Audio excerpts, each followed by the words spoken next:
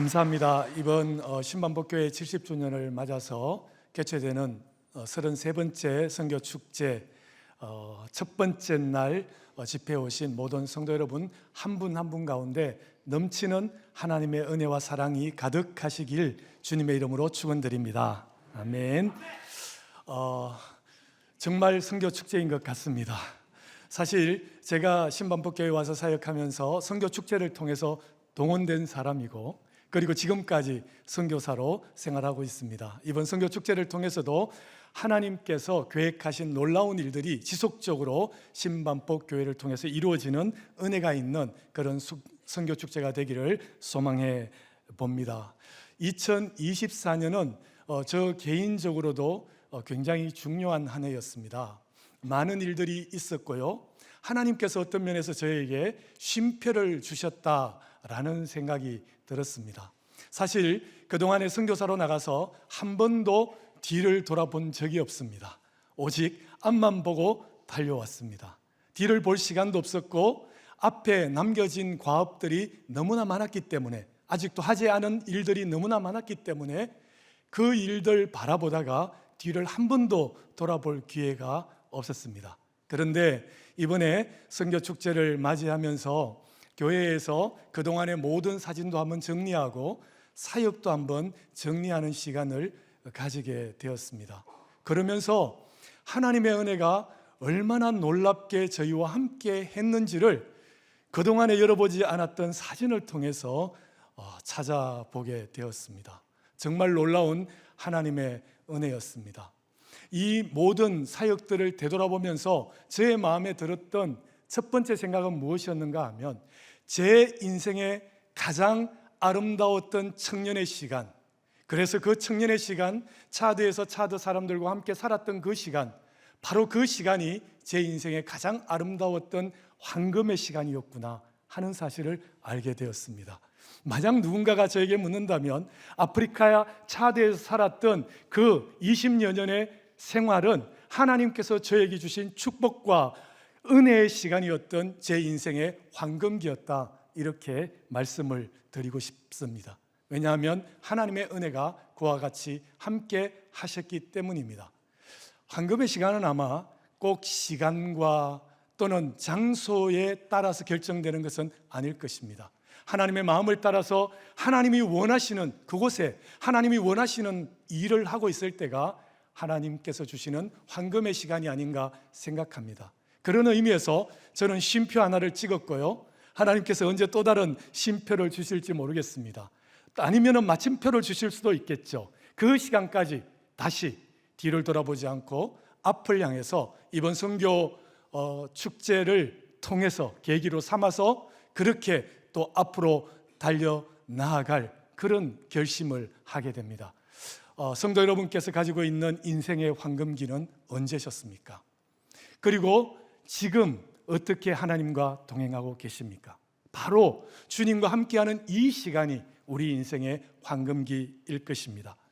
사진들을 살펴보면서요, 가장 놀랐던 것은 정말 이렇게 많은 일들이 차드에서 일어났느냐는 것입니다. 짧게 영상을 봤지만 저 영상에 제가 차드에서 가져오지 못한 사진들도 있고, 담겨있는 사진들도 있고, 그냥 가지고 있는 사진들 속에서 어쩔 수 없이 그 중요성에 의해서 뽑은 것은 아닙니다. 저 사진들이 반드시 최고 중요하기 때문이 아니라 그저 몇 개의 사진을 소개시켜 드렸는데, 그 사진만 해도 그 외에 너무나 많은 일들이 사역을 정리하면서 있었다는 사실을 발견하게 되었습니다. 그러면서 아니 도대체 어떻게 이 많은 일들이 일어났지? 그동안에는 이런 마음이었습니다. 아직 내가 한 일이 적고 아직 해야 될 일이 이렇게 많구나, 이 생각이었는데, 하나님께서 주신 쉼표는 뒤로 돌아보면서 하나님의 은혜가 얼마나 컸는지 그것을 돌아보게 하는 시간이었고, 그리고 하나님께서 사랑하는 교회와 성도님들을 통해서 얼마나 놀라운 일을 이루셨는지를 다시 한번 생각하게 하는 그런 시간이었습니다. 정말 신반복교회 너무나 귀한 교회입니다. 그 많은 사역들에 성도 여러분들의 헌신과 사랑과 수고가 녹아있다는 사실을 보았습니다. 그것이 어떻게 제가 스스로 그 모든 일들을 이룰 수 있었겠습니까? 그렇지 않습니다. 이곳에 잠시 영상에 나타나는 것은 아주 작은 일이고 그 외에 그것보다 몇 배 더 많은 일들이 있었더라고요. 그 많은 일들 속에 성도 여러분들의 사랑의 기도와 사랑의 헌신과 수고와 후원들이 그 안에 다 녹아져 있는 거예요. 그것이 얼마나 놀라운 은혜였는가 하는 사실을 발견하게 되었습니다. 그래서 저는요, 어디를 가든지 선교의 진심인 우리 신반복 교회를 자랑합니다. 그것이 저의 자랑거리이고 너무나 자신이 있는 거예요. 우리 신반복 교회만큼 선교의 진심적인 교회는 없다. 그것이 제가 발견한 우리 교회의 모습이라는 것입니다. 제가 한 분 한 분의 고마움과 감사의 일들을 다 얘기하면 아마 지금부터 말씀을 마칠 때까지 1시간 내도록 여러분들의 이름 한 분 한 분을 아마 들어야 할 것 같습니다. 그런데 그렇게 할 수는 없고요.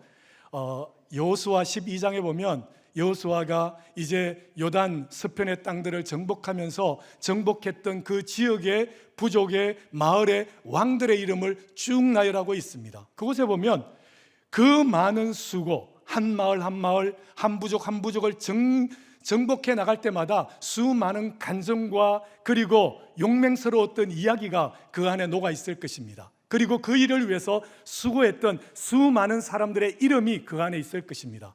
그런데 하나님께서 그 이름들을 다 감추시는 거예요. 그리고 여호수아 13장부터 19장까지를 쭉 보시면 그 영광스러운 열매들을 이제 분깃으로 각 족속에게 나누어 주는 이야기가 기록되어져 있습니다. 그 이야기는 하늘에서 일어나는 우리 선교의 열매의 이야기일 것입니다. 여러분들 모든 분들이 너무나 많이 수고해 주시고 헌신해 주시고 참여해 주시고 그렇게 해서 이 많은 열매들이 맺혀졌는데 한 분 한 분이 너무나 소중한데 그분 이름들을 다 드릴 수도 없고 다 소개할 수도 없지만 그러나 하나님께서 하나님 나라 가면 이 선교의 일에 참여한 모든 분들의 이름을 하나님이 기억하신다는 것입니다. 그리고 그 한 분 한 분에게 놀라운 하나님의 사랑과 은혜의 상급을 주실 것이라는 것입니다. 그것은 너무나 분명한 선교의 이야기라는 것이죠. 그래서 저는 그런 마음이 듭니다. 우리 신반복교회 성도님들이 하나님 나라 가면 얼마나 놀라운 하나님의 은혜와 축복을 누릴까. 그런데 이 선교는요 결코 개인의 이야기가 아닙니다. 제가 토요 선교 기도 모임에서 한번 나누었던 말씀인데 사무엘상 30장의 이야기입니다. 사무엘상 30장의 이야기는 하나님께서 허락하신 이 선교의 열매를 어떻게 교회 공동체가 함께 영광스럽게 나누어 가지는가에 대한 그 이야기가 그대로 담겨져 있습니다. 어떤 이야기인가 하면 다윗이 아직 왕이 되지 않고 블레셋에 피해 있던 시글락이라고 하는 한 지역에 머물러 있을 때 이야기입니다. 다윗이 잠시 전쟁에 참여하느라 자리를 비운 사이에 아말렉이 들어와서 다윗의 가족과 그 모든 가족과 재산들을 다 노획해 가는 사건이 발생합니다. 그리고 시글락으로 돌아와 보니 아무것도 남아있지 않는 거예요. 다윗이 그때 기도합니다. 기도하니 하나님께서 길을 열어주시는 거예요. 그래서 그 기도의 응답을 따라서 아말렉을 쫓아갑니다. 결국 아말렉을 쫓아가서 그들을 진멸하고 잃어버렸던 모든 것을 찾아오는 거예요. 오늘 이 지구상에 하나님의 것인 이 지구상에서 잃어버린 영혼들이 각 족속과 나라와 백성과 방언 가운데 너무나 많이 있다는 것이죠.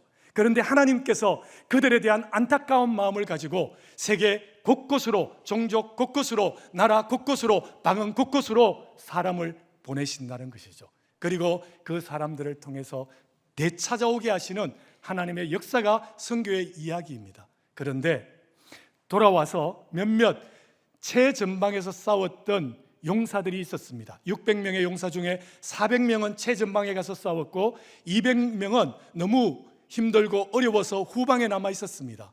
그 후방에서 소유물 곁에서 나머지 중무장 무기들과 그리고 소유물을 지키고 있었고 400명은 최전방에 갔는데 몇몇 사람들이 저 사람들은 후방에 있었다, 저들은 전쟁에 참여하지 않았다, 그러니 노획물들은 전쟁에 참여한 최전방에서 싸웠던 우리가 다 가져야 한다라고 이야기한 것입니다. 그때 사무엘상 30장 24절 25절에서 다윗이 이렇게 이야기합니다. 그렇게 할 수 없다는 거예요. 이 전쟁은 하나님의 전쟁이고 하나님의 은혜로 이 모든 것을 얻게 되었다는 것입니다. 그러므로 하나님이 주신 것을 우리가 그렇게 나눌 수 없다는 거예요. 다시 말해서 이 전쟁은 공동체의 싸움입니다. 선교사가 최전방에 나와서 선교하지만 이 싸움은 선교사의 싸움이 아니라 선교사를 보낸 교회와 최전방에 나가서 싸우는 선교사가 공동체를 이루어서 하나님의 나라를 위해서 싸우는 하나님의 싸움이라는 것입니다. 그리고 그 열매들은 이제 그렇게 나눌 수 없다는 거예요. 최전방에 나가서 싸웠던 자나 소유물 곁에 남아있던 자나 동일한 양의 분깃을 나누어 가진다는 것입니다. 하나님 나라에 가시면 차대에서 일어났던 그 모든 상급의 열매들, 그 열매들을 상급으로 받으시는데 선교사와 동일한 상급을 우리 신반복교회 각 성도 한 분 한 분이 공동체의 이 영적 전쟁에 참여하셨기 때문에 한 분 한 분이 동일한 상급을 받게 된다는 것입니다. 이것이 선교의 기적이고 선교의 축복이라는 것이죠. 저희가 처음 선교를 떠날 때 담임 목사님께서 그렇게 말씀해 주셨습니다. 이렇게 말씀하신 게 아니에요. 어떻게 말씀하지 않으셨는가 하면 우리 교회에서 첫 번째로 목사 선교, 장기 선교사로 나가니까 적어도 나가서 1, 2년 안에 뭔가 보여줄 수 있는 열매가 있어야 한다. 그래서 교회가 더 선교적으로 열심을 내야 된다. 이렇게 말씀하지 않으셨습니다. 무엇이라고 말씀하셨는가 하면 건강하게 잘 적응하고 그냥 사십시오. 그것이 선교입니다. 저희들에게 그 말씀이 선교의 방향이 되었습니다. 만약 무엇인가를 하는 것이 선교라고 생각했다면 많은 것을 제껴두고 제대로 그 땅을 이해하지도 못한 채 무엇인가 이루기 위해서 업적 중심으로 사역을 했을 것입니다. 그런데 너무 평강하게 그냥 살아라는 거예요. 그냥 살면 그것이 선교라는 것이죠. 그리고 저희들은 그냥 살았습니다. 그냥 살았는데 그들이 보이기 시작했습니다. 그들의 문제가 보이기 시작했고 그들의 필요가 보이기 시작했습니다. 그리고 하나님께서 그 일들을 하게 하셨습니다. 만약 저희가 그 말씀을 듣지 않았다면 저희 안에 있는 어떤 부담감 때문에 정직하지 않은 선교를 했을지도 모르겠습니다. 그런데 저희들은 한 점 부끄럼 없이 하나님 앞에서 오직 하나님의 나라 바라보며 그 땅을 살아가면서 오늘까지 하나님의 나라를 위해서 선교하는 선교사가 될 수 있었다는 것이죠.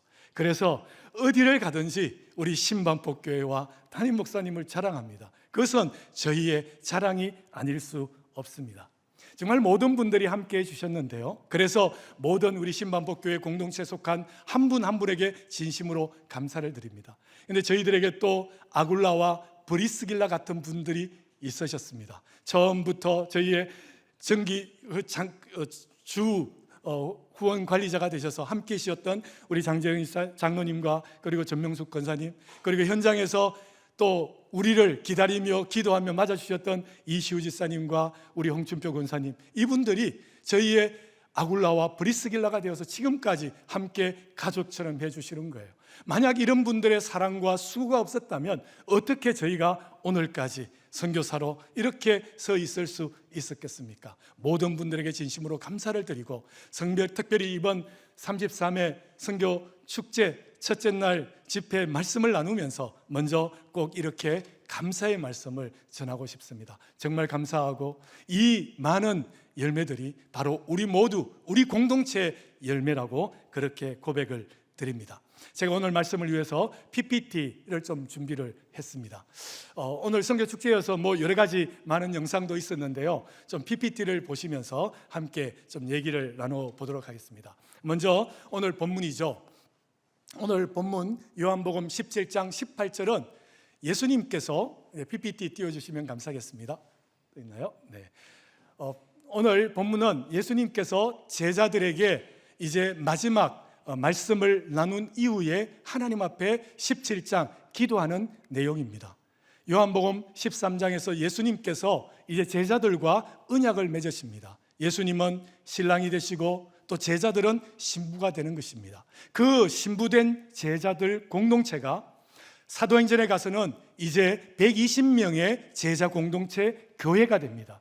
그리고 그 교회가 이제 예루살렘 교회를 거쳐서 안디옥 교회를 통해서 온 세계를 향한 하나님의 이제 선교 사역을 감당하는 교회로서의 역할을 감당하게 됩니다. 그래서 요한복음 17장 18절은 너무나 중요한 말씀입니다. 예수님께서 어떻게 기도하시는가 하면 아버지께서 나를 세상에 보내신 것 같이 나도 그들을 세상에 보낸다라고 기도합니다. 그러면서 세상으로 나아가는 교회, 제자 공동체를 하나님께서 친히 지켜주시고 복 주실 것을 기도하신다는 것이죠.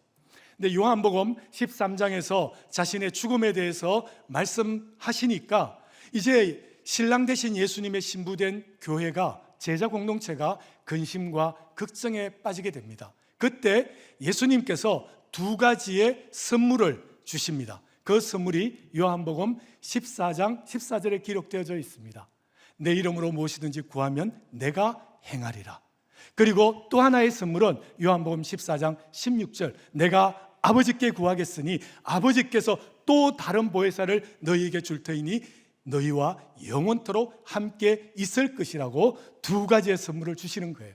오늘 제자 공동체, 예수님의 신부 공동체가 된 교회는 이 두 가지의 선물이 가장 효과적이고 가장 강력한 무기라는 사실을 우리가 기억해야 합니다.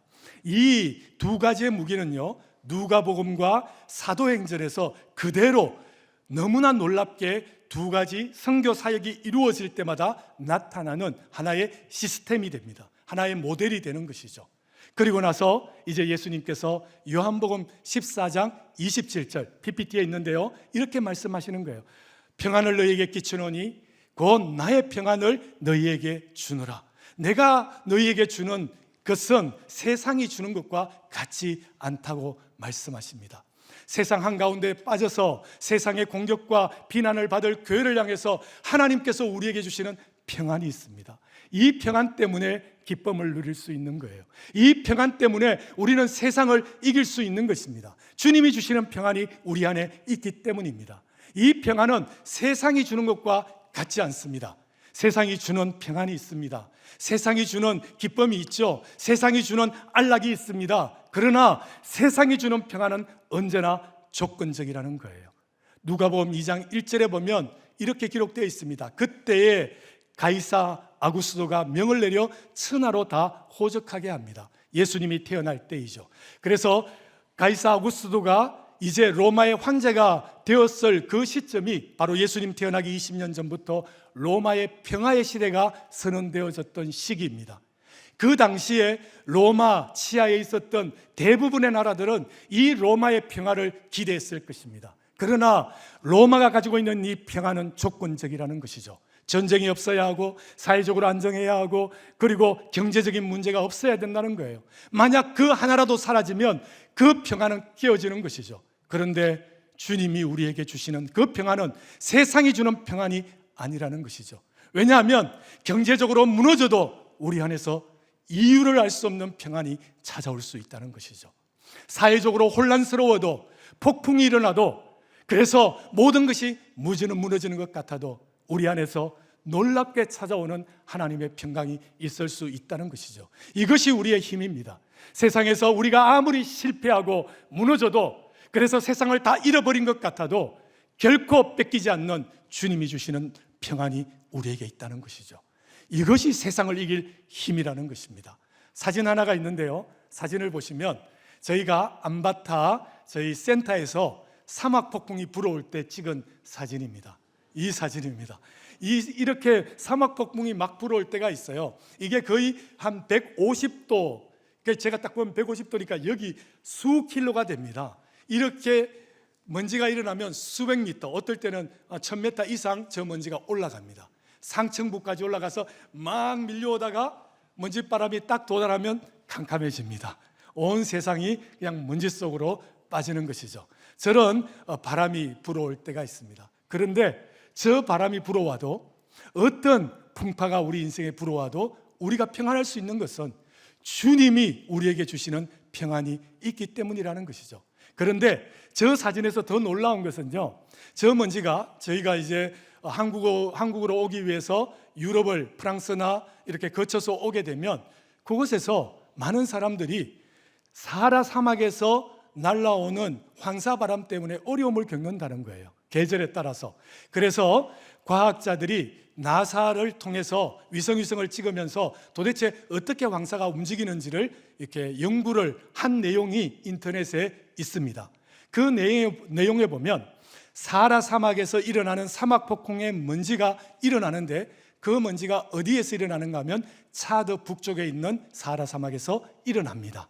그러면 그 사막에는, 그 사막 안에는, 그 사막 모래 안에는 세상에서 가장 많은 인들이 포함되어 있습니다. 왜냐하면 차드에 호수가 하나 있는데 차드 호수죠.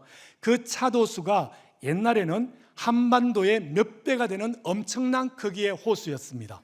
지금은 굉장히 줄어서 아주 작지만 한반도의 몇 배가 되는 엄청난 아프리카 내륙에 있는 그런 호수가 차드 북쪽과 니제르를 거쳐서 있었습니다. 그러다 보니까 그것이 이제 줄어들면서 사막화되면서 그 안에 있었던 동물, 그 밖에 있었던 동물과 식물들, 그리고 물고기들, 어류들이 죽으면서 그 뼈가 녹으면서 엄청난 양의 인과 비료에 필요한 요소들이 그 안에 다 들어있다는 거예요. 근데 이 먼지바람이 일어나면서 수천 킬로 하늘로 올라가는 거예요. 상층부까지 올라가면 이제 상층부에서 바람이 불어서 날아가는데 어디까지 날아가는가 하면 4,000km를 여행해서 대서양을 건너서 브라질에 있는 아마존 밀림까지 날아간다는 것입니다. 그래서 그곳에 있는 밀림을 살린다는 거예요. 아마존 밀림은 매년마다 엄청난 폭우 때문에 많은 것들을 이제 잃어버리게 되는 그런 땅이 되어버리는데, 그 모든 잃어버리는 영양소들을 사하라 사막에서 하나님께서 공급하신다는 거예요. 때때로 우리가 어려움과 고난을 겪고 인생의 폭풍을 만날 때는 하나님이 보이지 않죠. 아무것도 없는 것 같습니다. 그러나 신실하신 하나님은 온 우주를 보시는 하나님이시기 때문에 결코 손해보시는 하나님이 아니시라는 것이죠. 그것을 통해서 지구의 허파인 아마존을 살리는 역할을 하게 하신다는 것이죠. 우리의 인생에서도 마찬가지입니다. 때때로 어렵고 힘들고 고난스럽고 너무 힘들어서 주님 정말 계십니까? 그렇게 말하지만, 그러나 좀 더 눈을 열어서 시간을 더 넓혀서 미래에 다시 뒤를 돌아보면 하나님이 그때도 여전히 우리의 손을 잡고 놓지 않으셨다는 것을 발견하게 된다는 것입니다. 그것이 바로 하나님께서 우리에게 주시는 은혜이죠. 그런데 이 하나님의 계획이, 이게 하나님께서는요 그저 단순한 분이 아니에요. 기묘자요, 모사요, 그냥 놀라운 전략가이십니다. 그래서 누가복음과 사도행전을 보면 하나님께서 어떻게 세계 복음화를 이루어 나가셨는가를 우리들에게 아주 잘 전달하고 있습니다. 누가복음과 사도행전은 오늘 오전에 들은 말씀처럼 하나의 책입니다. 하나의 책인데, 누가복음은 장소적으로 보면 갈릴리로부터 시작해서 유대와 사마리아를 거쳐서, 사마리아와 유다를 거쳐서 예루살렘에서 종착역을 맞이합니다. 그런데 사도행전은 반대입니다. 제자 공동체를 통해서 이제 예수님께서 하신 일을 이어받은 제자 공동체와 교회 공동체를 통해서 예루살렘으로부터 시작해서 온 유대와 사마리아와 땅 끝까지 이르러 생명의 복음을 전달하는 놀라운 일들이 사도행전을 통해서 펼쳐지고 있는 것이죠. 그런데 그때마다 하나님께서 사용하는 두 가지의 아주 중요한 요소가 있다는 것이죠. 그것이 바로 기도와 성령이라는 것입니다. 우리 누가복음 3장 한번 보겠습니다. 21절과 22절인데요. 한번 다 같이 읽어보실까요? 다 같이 한번 읽겠습니다. 백성이 다 세례를 받을새 예수도 세례를 받으시고 기도하실 때 하늘이 열리며 성령이 비둘기 같은 형체로 그에 의해 강림하시더니 하늘로부터 소리가 나기를 너는 내 사랑하는 아들이라 내가 너를 기뻐하노라 하시니라. 아멘. 예수님께서 공생애를 시작하시기 전에 먼저 세례를 받으십니다. 그런데 누가복음 독특하게도 예수님께서 세례를 받으시고 올라오시고 기도하실 때에 하늘이 열리고 성령이 비둘기의 형체로 예수님에게 임했다고 기록하고 있습니다. 마태 마가는 다르죠. 마태 마가는 이제 기도의 요소가 빠져 있고 세례받고 올라오시자 성령이 비둘기같이 임하는데, 누가복음은요 꼭 기도를 넣는 거예요. 기도하신 이후에 성령이 비둘기의 형체로 예수님에게 임하는 것입니다. 왜 성령이 비둘기 같은 형체로 임하십니까? 예수님께서 시작하신 이 생명의 복음의 시대는요, 마치 노아가 하나님의 그 노아의 시대에 하나님의 진노에 의해서 홍수로 전 세계가 멸망했던 그 이야기를 우리에게 떠올리게 하는 거예요. 하나님의 진노로 온 세상이 멸망했었을 때, 그때 하나님께서 새 소망의 마지막 새로 날려보냈던 바로 그 새가 비둘기였죠. 하나님의 평화의 시대, 하나님의 축복의 시대가 시작되는 것을 의미하는 것입니다. 인류는 영원히 사탄의 지배 아래 살고 있었습니다. 그때 예수님께서 이 땅에 오시자 생명의 복음의 역사의 시대가 시작되어진 것이죠. 그리고 성령께서는 그것을 비둘기 같은 형체로 임하셔서 증명하시는 것입니다. 예수님을 통해서 새로운 시대가 시작되어졌습니다. 이제 하나님께서 우리에게 사탄으로 말미암아, 우리의 죄로 말미암아 생겨난, 사탄의 역사로 말미암아 생겨난 모든 저주와 절망들을 파괴하시고 하나님의 축복과 생명의 역사를 시작하신다는 것입니다. 그 시대에 우리가 살고 있는 것이죠. 성령께서 이 모든 일을 주도하십니다. 다음 성경을 보면요, 사도행전 1장 14절 그리고 2장 2절과 3절을 보시면요, 1장 14절은 너무나 잘 알고 있습니다. 120명의 성도들이 전심으로 기도하는 내용이 담겨져 있습니다. 기도입니다. 전심으로 기도할 때 2장 2절과 3절에서 어떤 일이 일어납니까? 성령이 또 임하는 거예요. 기도하자 성령이 임하는데 그 성령이 어떤 형태로 임합니까? 불의 혀같이 갈라지는 형태로 임하는 거예요. 바벨탑을 떠올리지 않습니까? 바벨탑에서 온 세계 모든 종족과 백성과 방언으로 흩어졌습니다. 그들이 이 생명의 복음을 들어야 하는데, 그들이 들어야 할 생명의 복음이 여기에 있는데, 그들에게 성령께서 나아가서 복음을 전하라고 명령하시는 그 정명이 마치 불의 혀 같은 모든 언어를 깨뜨려 버리시고 모든 언어와 종족과 백성과 방언을 넘어서 그들에게 생명의 복음을 들고 가게 하시는 성령의 역사가 사도행전에 기록되어져 있다는 것이죠. 사도행전 13장입니다. 여기에도 기도와 성령이 나타납니다. 안디옥 교회입니다. 안디옥 교회가 이제 세워져서 어떤 일들을 하게 되는가 하면, 안디옥 교회가 이제 선교사를 파송하게 하죠. 그때 교회가 금식하고 기도할 때에 성령께서 특별하게 교회에 명령을 하십니다. 무엇이라고 명령하십니까? 하나님께서, 성령께서 택한 두 사람을 세워서 해외 선교사로 파송하게 하는 것이죠. 타문화권 선교사로 파송하게 하는 역사가 있습니다. 보시면 금식할 때 성령의 역사가 있는 것이죠. 그래서 선교는 언제나 성령이 주도권을 가집니다. 성령에 의해서 선교가 이루어져야 합니다. 내 뜻, 내 의지, 내 마음이 아닙니다. 우리가 가지고 알고 있는 철학이 아닙니다. 오직 하나님 자신, 성령이 이 모든 선교의 주도자가 되어야 한다는 것이죠. 그리고 우리는 오직 그 성령의 역사에 순종하는 순종자가 되어야 한다는 것이죠. 그런데 그 선교의 역사가 일어날 때는 언제나 기도와 함께 일어난다는 것이죠. 우리가 토요일마다 이미 1700회가 넘어간 토요 선교 기도 모임, 얼마나 놀라운 일인지 모릅니다. 저희 교회가 그런 일들을 감당하고 있는 거예요. 세계 선교를 위해서 기도하고 있고, 기도할 때 성령의 역사가 일어난다는 것이죠. 이 기도는요, 선교의 힘입니다. 성령이 선교의 주도권을 가지고 방향을 제시한다면 우리는 기도를 통해서 이 성령의 역사가 온전하게 능력 있게 나타날 수 있도록 그 성령의 역사를 뒷받침하는 것이 우리의 기도라고 하는 것이죠. 그래서 기도와 성령은 언제나 함께 간다는 것이죠. 그리고 누가복음과 사도행전, 이 성경들을 통해서 성경이 우리에게 말씀하시는 것은 무엇인가 하면, 이 모든 선교의 주역은 교회라는 것입니다.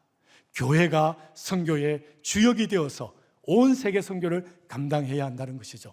예수님께서 먼저 시작하셨고 제자들을 키우셔서 그 제자 공동체가 120명의 초대교회, 가장 초대교회 첫 교회를 이루고 예루살렘 교회를 이루고 나아가서 안디옥 교회를 이루어서 그 교회가 세계 선교를 감당하게 하시는 것이 하나님의 방법이라는 것입니다.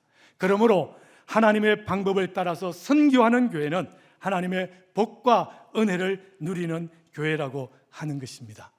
요한복음 17장 21절에 보면요, 하나님께서 이렇게 이제 예수님께서 기도하시면서 이제 아버지께서 나를 세상에 보내신 것처럼 나도 나의 제자들을 세상으로 보냅니다. 그렇게 기도하고 난 이후에 이런 기도를 또 하시는 거예요. 어떤 기도인가 하면, 아버지께서 내 안에 내가 아버지 안에 있는 것 같이 그들도 다 하나가 되어 우리 안에 있게 하사 세상으로 아버지께서 나를 보내신 것을 믿게 하옵소서. 하나가 될 때 세상이 예수님이 메시아인 것을 알게 될 것이라는 거예요. 하나가 될 때입니다. 교회가 하나 될 때, 하나 된 교회는 세상을 이기는 교회가 될 수 있습니다. 한 마음, 한 비전, 한 꿈을 가진 하나 된 교회는 세상을 이기는 능력을 가진 교회로 세상을 변혁하는 교회가 될 수 있다는 것입니다. 우리의 적은 사탄이지만 사실 우리를 더 아프게 하고 무너뜨리는 것은 하나 되지 못한 우리 안에 있다는 것입니다. 선교 현장에서도 마찬가지입니다. 선교 현장에서도요, 선교사들이 열심히 일하지만 사실 저는 가끔 그런 생각을 해요. 우리의 선교를 방해하는 가장 큰 방해꾼 중에 하나는 우리의 하나 되지 못함이다. 교회와 그리고 교단과 그리고 선교 단체를 뛰어넘어서 우리가 다 하나의 동력자로, 한 공동체로 주님이 주신 지상 명령을 위해서 하나가 되어 나아가야 하는데 때때로 나뉘어지고 깨어진다는 것이죠. 만약 하나님께서 교회에 이 선교의 주역이 되라 명령하셨다면 우리는 이 선교의 주역으로서 하나 되어야 한다는 것이죠. 우리 신반복교회가 1992년부터 선교 축제를 하면서 지금까지 하나된 마음으로 이 선교를 향해서 온전하게 달려왔습니다. 얼마나 놀라운 은혜였는지 모릅니다. 만약 우리가 좀 더 하나의 마음, 한 비전, 그리고 한 뜻을 가지고 하나가 되어서 달려간다면 우리는 아마 이 지구상에서 가장 놀라운 하나님의 역사를 이루는 교회가 될 수 있을 것입니다. 왜냐하면 하나가 된 힘이기 때문입니다. 그것이 바로 예수님의 기도였습니다. 예수님께서 선교하라고 명령하실 때 그 명령은 우리를 괴롭히기 위해서가 아닙니다. 마태복음 11장 28절에 예수님께서 이렇게 말씀하시죠. 수고하고 무거운 짐진 자들아 다 내게로 오라. 내가 너희를 쉬게 하리라. 주님께서 우리를 부르시고 명령하시는 이유는 쉬고 편안하게, 안정하게 평강을 누리도록 하시겠다는 거예요. 그래서 30절에서 예수님이 그렇게 말씀하십니다. 내 멍에는 쉽고 내 짐은 가벼움이니라. 주님이 우리에게 멍에도 주시고 짐도 주시는 거예요.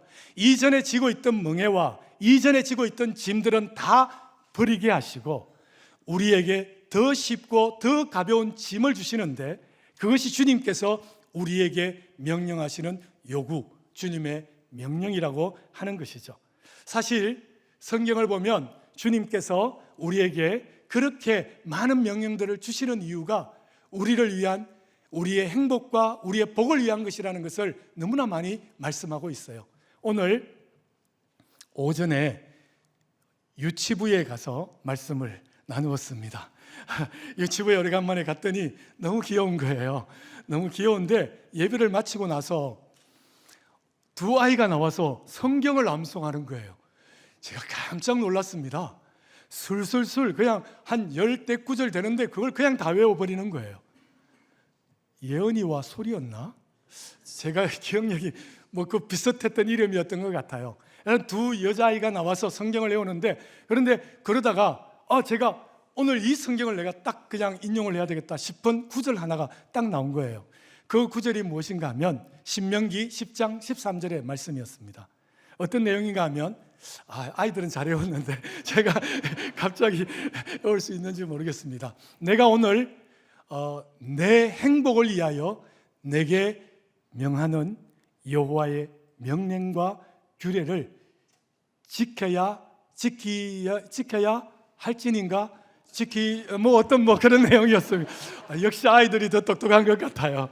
네, 신명기 10장 13절 말씀이에요. 그러니까 어떻게 말씀하시는가 하면 하나님께서 만약 우리에게 명령하시고 무엇을 지키라고 규례를 주시면 그것이 우리에게 고통을 주시기 위해서가 아니라 우리의 무엇을 위해서라고요? 행복을 위해서라는 것입니다. 우리의 복을 위해서라는 것이죠.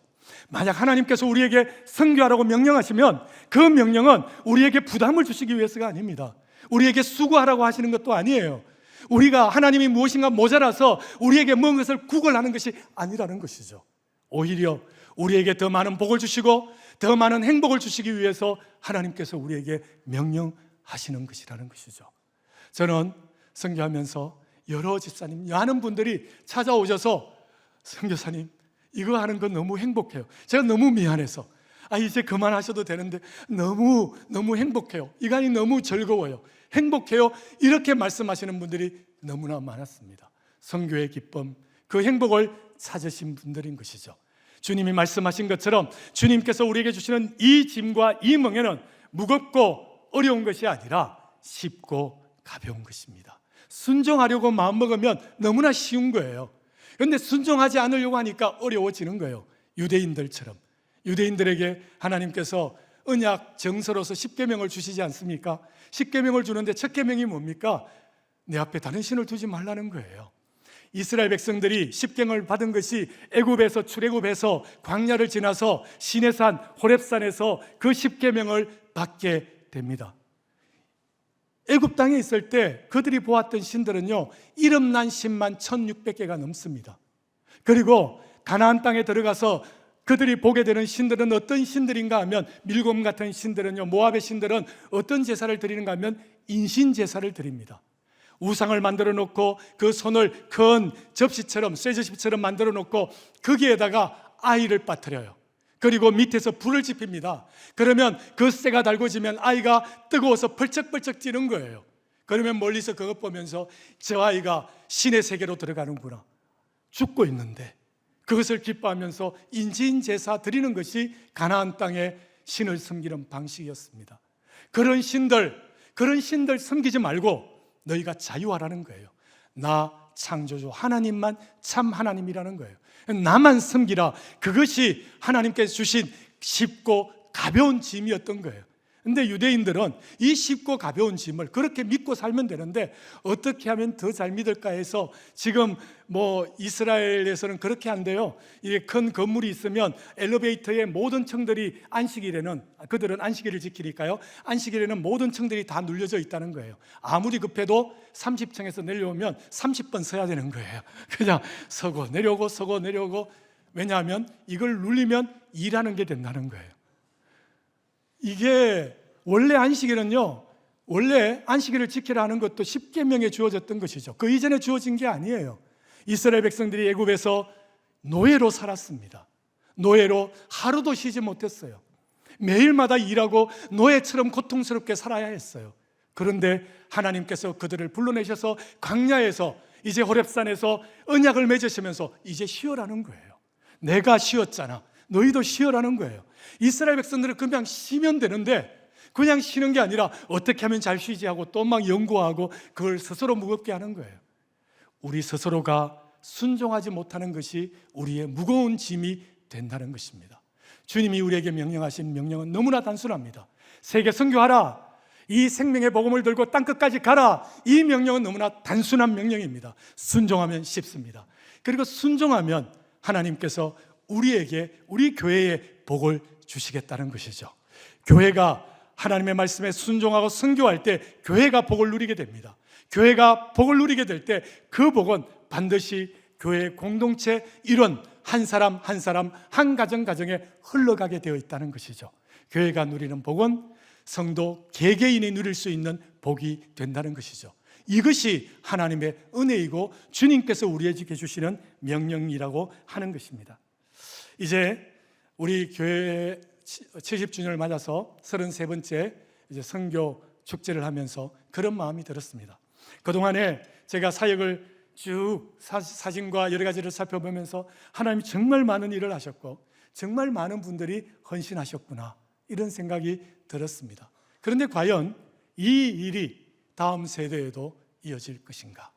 다음 세대가 부흥을 경험했던 그 시대에 살았던 성도님들과 동일한 헌신과 기쁨을 누릴 수 있을까?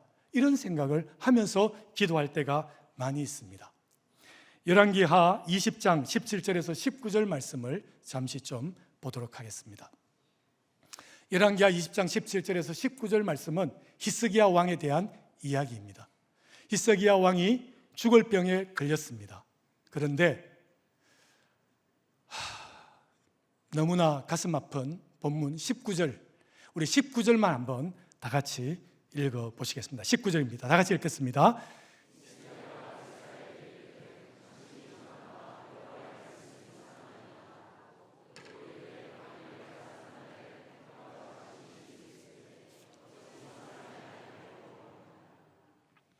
이르되 만일 내가 사는 날에 태평과 진실이 있을진데 어찌 선하지 아니하리요. 저는 이 구절을 읽으면서 가슴을 칩니다. 만약 히스기야가 그렇게 기도하지 않고 하나님 안 됩니다. 나의 시대만 평안할 것이 아니라 나의 자녀 시대에도 하나님 이런 일이 일어나서는 안 됩니다. 차라리 나의 시대에 주의 징계를 내려주십시오. 이렇게 했다면 이스라엘의 역사가 어떻게 흘러갔을까? 이런 생각을 해보게 된다는 것입니다. 우리 시대에 하나님의 부흥이 있었고 하나님의 은혜가 있었습니다.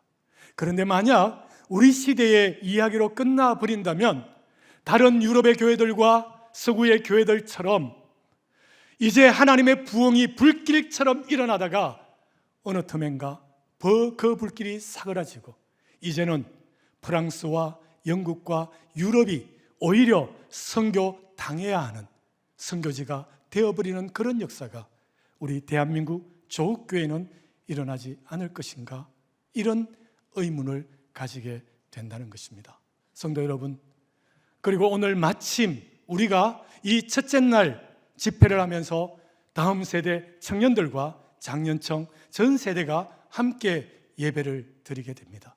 이번 33번째 선교축제를 통해서 우리가 그런 결심을 다시 한 번 더 이 선교축제의 계기 삼아서 했으면 좋겠다는 것입니다. 무엇인가 하면 이것이 성경의 요구이고 하나님께서 우리에게 주시는 가장 쉽고 가벼운 명예라고 한다면 주님 오시는 그날까지, 주님 다시 오시는 그 날까지 이 일을 우리 교회가 담당하리라, 우리 교회가 이 일에 진심이리라, 이런 결심을 한다면 하나님께서 얼마나 기뻐하실까, 이런 생각을 하게 된다는 것입니다. 좀 말씀을 마치려고 합니다. 말씀을 마치면서 창세기 4장과 창세기 5장의 이야기 말씀을 드리면서 오늘 말씀을 좀 마치려고 합니다. 우리 앞에는 두 가지의 길이 있습니다. 주님 말씀하셨고 순종할 것인가, 순종하지 않을 것인가. 오직 두 가지의 길밖에 없습니다. 순종하거나 순종하지 않거나입니다. 창세기 4장과 창세기 5장에는 동명이인이 있습니다. 에녹이라는 사람입니다. 창세기 4장에는 어떤 에녹인가 하면 가인의 아들 에녹입니다. 이 에녹이라는 단어의 뜻이 무엇인가 하면 전수자입니다. 무엇인가를 전수해 주는 사람이죠. 가인이 여호와 앞을 떠나서 에덴 동쪽 롯 땅에 거주하더니 아내와 동침함에 그가 임신하여 에녹을 낳았는데 어떤 일을 하는가 하면 성을 쌓게 됩니다. 성을 쌓고 그의 아들의 이름으로 그 성 이름을 이름하는데 그 이름이 무엇인가 하면 바로 에녹성이 됩니다. 이 에녹은 어떤 에녹인가 하면 가인이 동생 아벨을 쳐 죽이고 하나님 앞에 징계를 받게 되죠. 유리하는 자가 되는 것입니다. 그런데 하나님께서 유리하는 동안 보호하시겠다는 징표를 주십니다. 그런데 그 징표를 못 믿는 것이죠. 왜냐하면 하나님의 약속은 보이지 않는 거예요. 어떤 일이 일어날지 모르는 거예요. 내 눈에 보이는 것을 내가 취하겠다는 거예요. 그래서 무엇을 합니까? 내가 나를 지키고 내 가정을 지킬 성을 쌓겠다는 거예요. 그리고 성을 쌓습니다. 유리하지 않고 정착을 합니다. 그리고 정착하면서 그 성을 쌓고 그 이름을 그의 아들의 이름 에녹이라고 일컫습니다. 다시 말해서 어떤 에녹입니까? 무엇을 전수해 줍니까? 그의 후손들에게 하나님 없이 사는 삶을 전수하는 사람이 되었다는 거예요. 하나님 없이 사는 삶이에요. 그래서 그 면면들을 보면요, 인류 역사에 있어서 유명한 사람들이 많습니다. 아다와 그 아들 야발.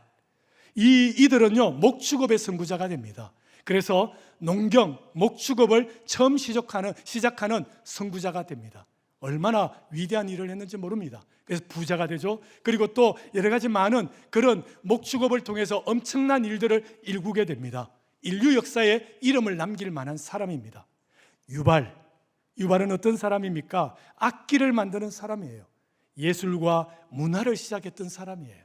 정말 대단한 인류 역사에 남을 사람이죠. 두발가인은 어떤 사람입니까?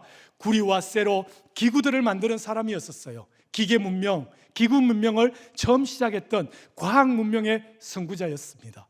이런 인류 역사에 위대한 업적을 남겼던 사람이 에녹으로부터 하나님 없이 사는 삶을 전수받았던 후예들이라고 하는 거예요.